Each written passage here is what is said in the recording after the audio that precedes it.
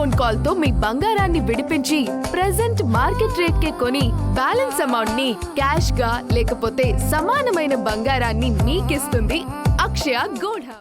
పంచాయతీరాజ్ మరియు గ్రామీణాభివృద్ధి గౌరవ ఉప ముఖ్యమంత్రి శ్రీ కె పవన్ కళ్యాణ్ గారి నాయకత్వంలో ఆంధ్రప్రదేశ్ గ్రామీణ ముఖ చిత్రం రూపాంతరం చెందుతోంది.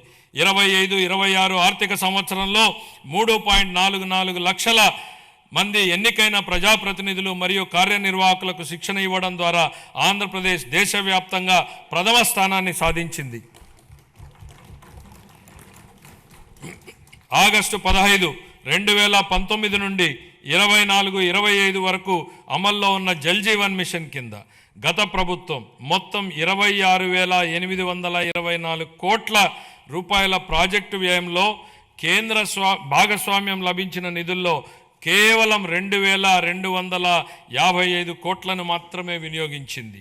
23-24లో కేంద్రం నుండి అతి తక్కువ కేటాయింపులు వచ్చినప్పటికీ ఛత్తీస్గఢ్, జార్ఖండ్, గుజరాత్, ఒడిస్సా వంటి రాష్ట్రాలు ఆంధ్రప్రదేశ్ కంటే ఎక్కువగా ఖర్చు చేశాయి.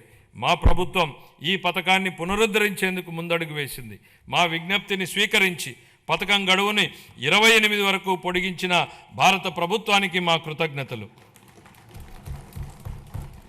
దీర్ఘకాలిక స్థిరత్వ సమస్యలను పరిష్కరించడంతో పాటు 100% కవరేజీని సాధించేందుకు ఉపరితల జల ఆధారిత మల్టీ విలేజ్ స్కీమ్స్ ద్వారా ఈ కార్యక్రమాన్ని పునర్వ్యవస్థీకరించాము.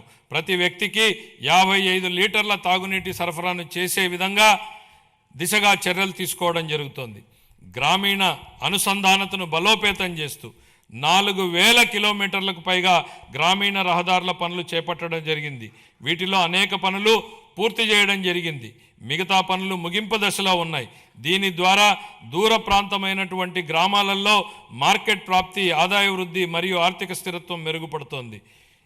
శాస్కీ కింద 2,123 కోట్లను కేటాయించడం జరిగింది.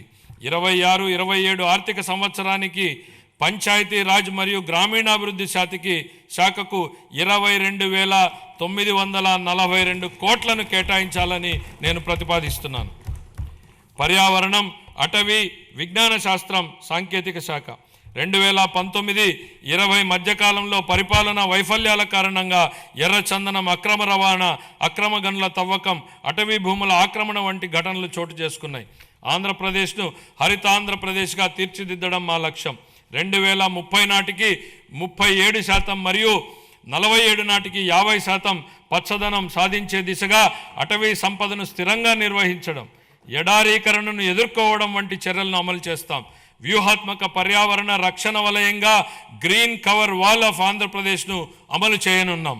26-27 ఆర్థిక సంవత్సరానికి పర్యావరణం, అటవీ, విజ్ఞాన శాస్త్రం, సాంకేతిక శాఖకు 714 కోట్ల రూపాయలను కేటాయించాలని నేను ప్రతిపాదిస్తున్నాను.